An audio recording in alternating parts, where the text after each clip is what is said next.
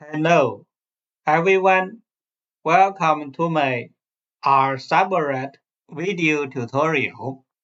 So the first step in an RNA-seq analysis is to align the raw sequence rate to a reference genome. There are lots of software you can do this. For example, the Cell Ranger from the Tentam Genomics company, or you can use other software such as Star, Top Hat. So today I'm going to show you how to use the Rsubread software.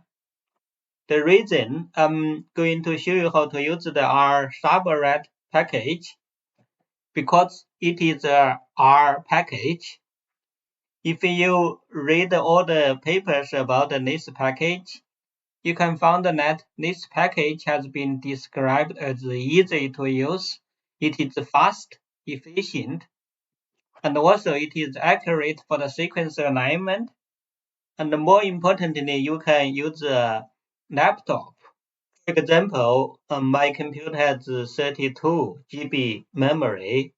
Then it's good enough to do this kind of work. We don't need to use the high performance computer. For today's video tutorial, we need to use the package Rsubread, Lima and HR. If you haven't installed those packages, you need to follow the online tutorial to install those packages.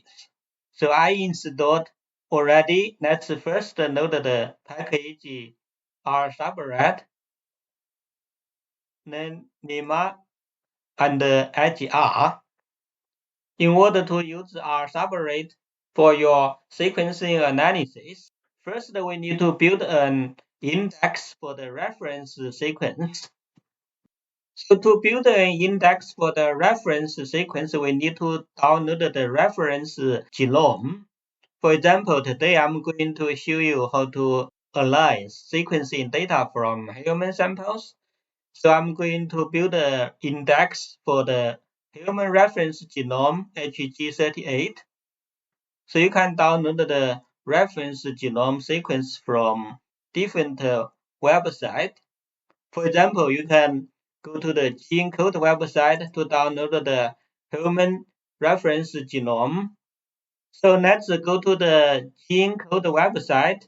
You can see here, we can find the human genome reference data set. There are different formats. For example, here you can download the GTF GFF3 format, and down here you can find the FASTA files for the human genome.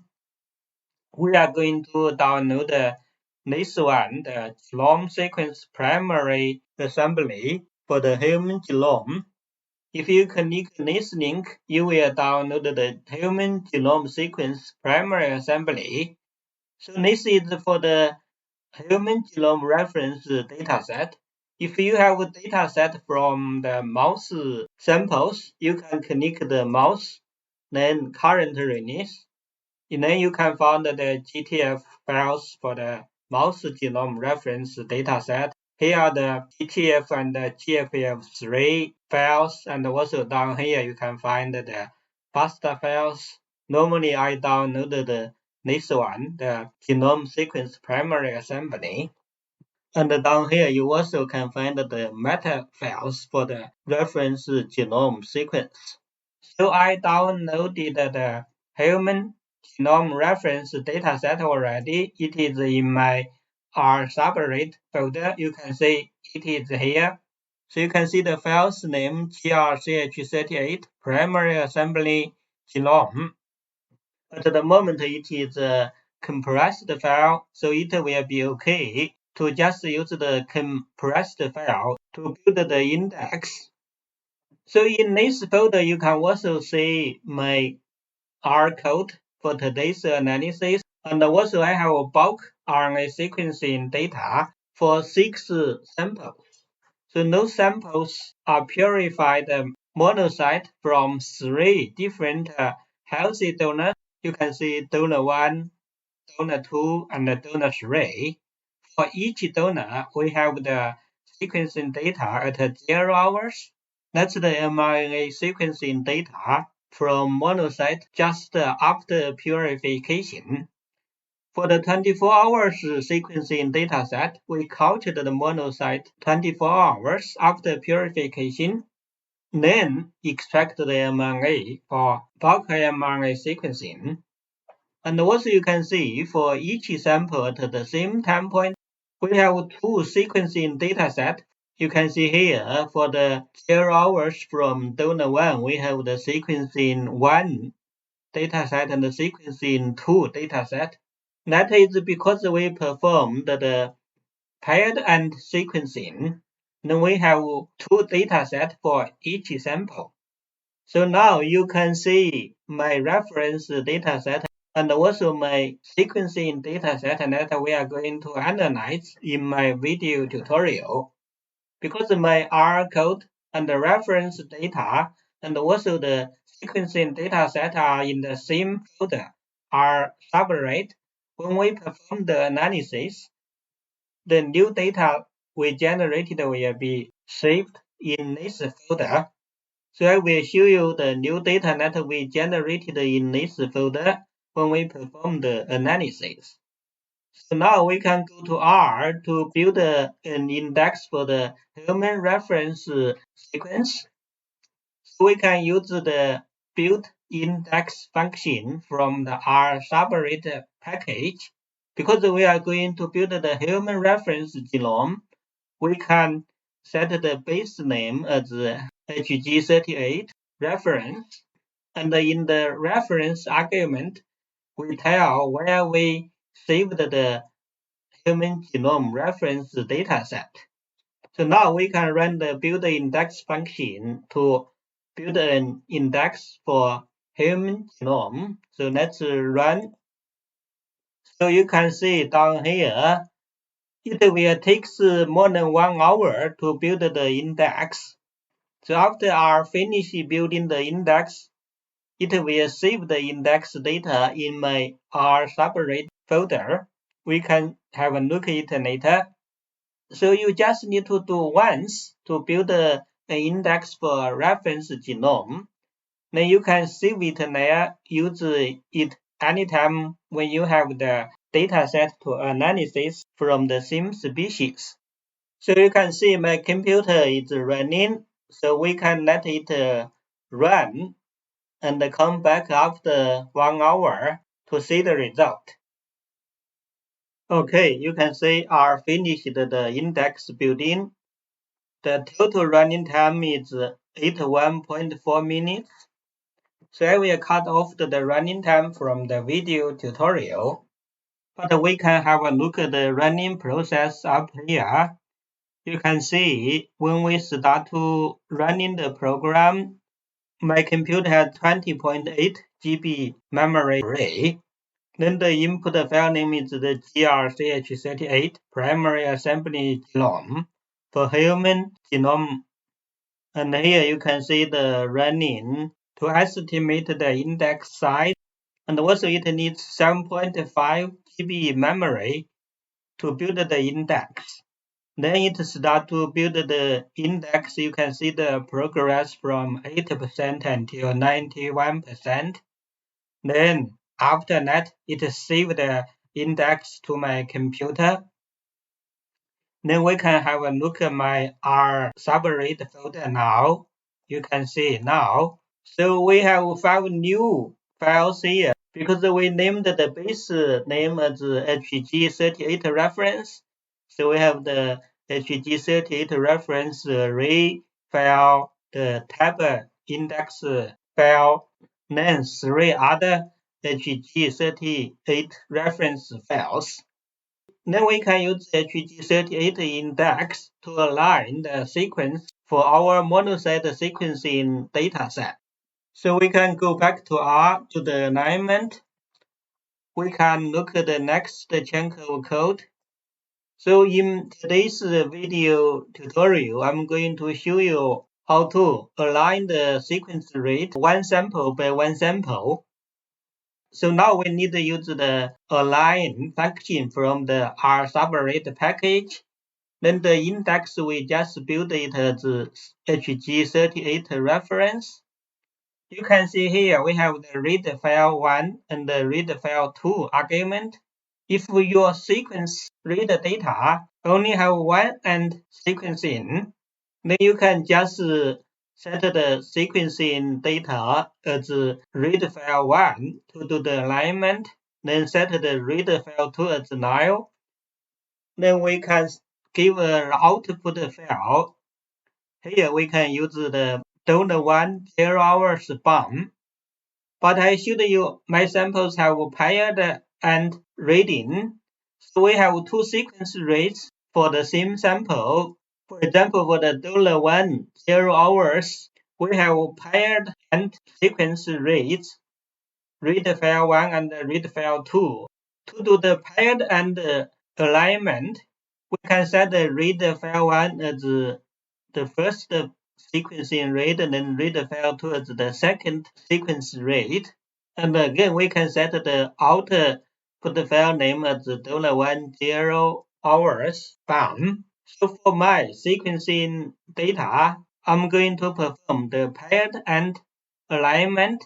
So we can run the align function and generate the output file as $1 0 hours BOM. So let's run the alignment. So you can see the R is checking the input rate. We are going to run the alignment for my first sample, 0 hours. I ran this before, and it took more than 40 minutes. So we can come back after 40 minutes to see the result. Okay, so we finished the alignment for the first sample, 1 0 hours. So you can see R generated a summarized data here. It contains 12 observations. We can click and have a look. You can see here is the summary for the $1 0 BOM files. You can see the total fragment, mapped fragment, uniquely mapped fragment, multiple mapped fragment, and the last one is the index. We should have a $1 0 hours BOM file in my Rsubread folder. We can have a look here. You can see now in this folder we have 3 new files: the $1 0 hour BOM files, the $1 0 hour BOM indel, and the summary file. So the $1 0 hours BOM file contains the mapping result for the $1 0 hour samples. So next we can use the feature count function from the Rsubread package to count the mapped rate for the genomic features. So to use the feature count function, we need to provide the BOM file name. In this analysis, we generated the BOM file for the $1 0 hours. And also we need another file called the annotation file. So the Rsubread package has inbuilt annotation files. So you can use the get inbuilt annotation function to see what kind of inbuilt annotation files in your current Rsubread version. So let's run this function and have a look. And we can scroll up.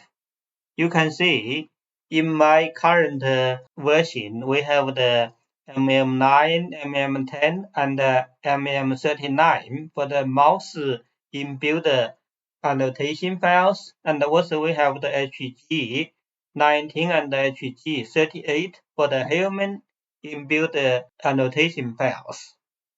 So because my samples are from human peripheral blood, so we can use HG38 as inbuilt annotation file to count the mapped rate for the genomic features. So let's run the feature count for the first sample.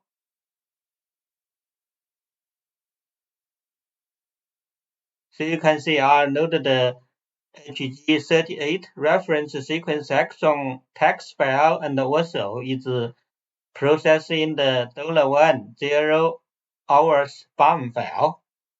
But you can see here, we have an error here because we perform the paired and read alignment. So here the first line of code is for single file alignment. Because we performed the paired and alignment, so we need to set its paired and argument as true, then do the feature count. Let's run it again with its paired and argument as true. We can run. You can see now R is processing the BAM files. This step should be very quick. Okay, you can see the running time just over 1 minute. Then we generated a data file, the $1 0 hour feature count, and it is a data list, contains 4 lists. We can click the data and have a look. You can see here is the count, and in the annotation we have the gene ID, chromosome information, sequence start position and the end position, and also the strength and the length.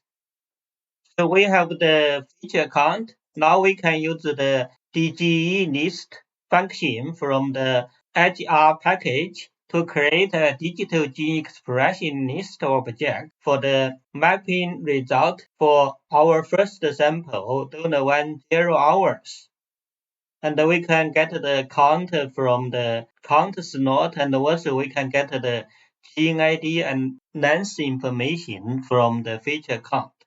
So let's generate a DG list for the first sample. Let's run.